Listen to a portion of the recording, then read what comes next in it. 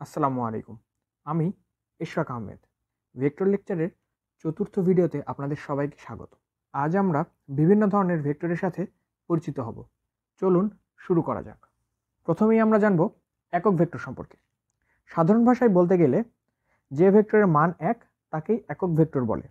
একক ভেক্টর প্রকাশ করা হয় স্মল লেটারের উপরে ক্যাপ সাইন দিয়ে, যেমন A cap, B cap, I cap, J cap, K cap ইত্যাদি। কোনো ভেক্টরকে তার মান দ্বারা ভাগ করলে আমরা একক ভেক্টর পাই। এর পরের ভেক্টরটির নাম হলো নাল ভেক্টর। এর সংজ্ঞা সব থেকে সহজ। যে ভেক্টরের মান 0 তাকেই নাল ভেক্টর বলে। এরপর আমরা জানব সমভেক্টর সম্পর্কে। একই দিকে ক্রিয়ারত একাধিক সমজাতীয় ভেক্টরের মান সমান হলে তাদেরকে সমজাতীয় ভেক্টর বলে। এই ভেক্টরটির উদাহরণ দেওয়া প্রয়োজন। তার আগে সমভেক্টর হবার শর্তগুলো একটু লক্ষ্য করি।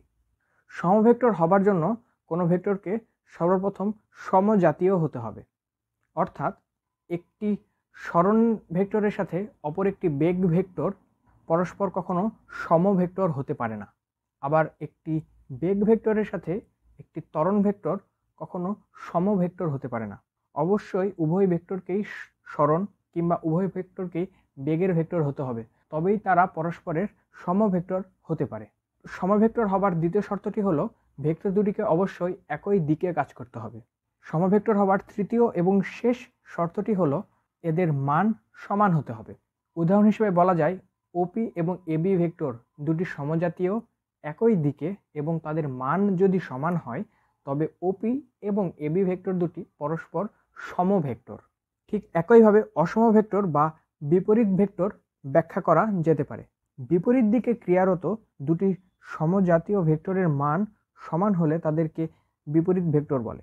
অসম ভেক্টর হবার শর্তগুলি হলো ভেক্টর দুটিকে অবশ্যই সমজাতীয় হতে হবে, এদের মান সমান হতে হবে, কিন্তু এদেরকে পরস্পরের বিপরীত দিকে ক্রিয়াশীল হতে হবে। যেমন উদাহরণের ওপি এবং বিএ ভেক্টর দুটি যদি সমজাতীয় এবং এদের মান যদি সমান হয় এবং তারা যদি পরস্পরের বিপরীত দিকে কাজ করে তবে তারা একে অপরের বিপরীত ভেক্টর বা অসম ভেক্টর। এরপর আমরা একই সাথে দুইটি ভেক্টর সম্পর্কে জানব, স্বাধীন ভেক্টর এবং সীমাবদ্ধ ভেক্টর। যদি কোনো ভেক্টরের পাদবিন্দু স্বাধীনভাবে নির্বাচন করা যায় তবে তাকে স্বাধীন ভেক্টর বলে, এবং কোনো ভেক্টরের পাদবিন্দু যদি পূর্ব নির্ধারিত হয় তবে তাকে সীমাবদ্ধ ভেক্টর বলে। সদৃশ ভেক্টর সমজাতীয় অসম মানের দুটি ভেক্টর যদি একই দিকে ক্রিয়া করে তবে তাকে সদৃশ ভেক্টর বলে। যেমন উদাহরণ হিসেবে বলা যেতে পারে চিত্রে ওপি এবং এবি ভেক্টর দুটি একই দিকে কাজ করে এবং এরা ভিন্ন মানের।